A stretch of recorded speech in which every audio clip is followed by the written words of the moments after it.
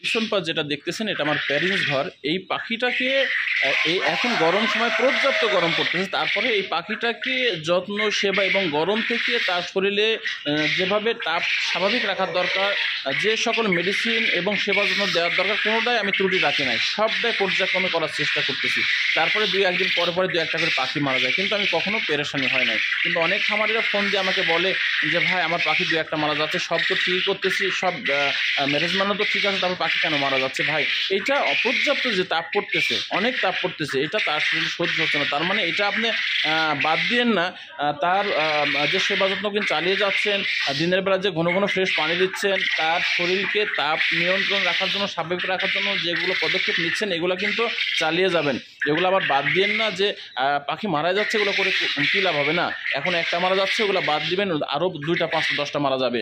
আপনি যে সেবা যত্নগুলো নিচ্ছেন, যে মেডিসিনগুলো চালাচ্ছেন, এতে কিন্তু কার্যকারিতা ভূমিকা যথেষ্ট পালন করতেছে। বিধায় পাখিকে আপনার সেবা যত্ন এই গরমে এবং ফ্রেশ ঠান্ডা পানি যেভাবে চালানোর দরকার সেভাবে আপনি চালিয়ে যান, পাখি একদিন সুস্থ ঠিক হয়ে যাবে। এখন পর্যাপ্ত গরম হচ্ছে, এটা আমারও তো, আমি বলতেছি আমার এই পাখিকে কোনো ত্রুটি নাই, সব কিছু ম্যানেজমেন্ট সব কিছু ঠিক থাকার পরে দু একটা পাখি আমার 2 একদিন পর পরে মারা যায়।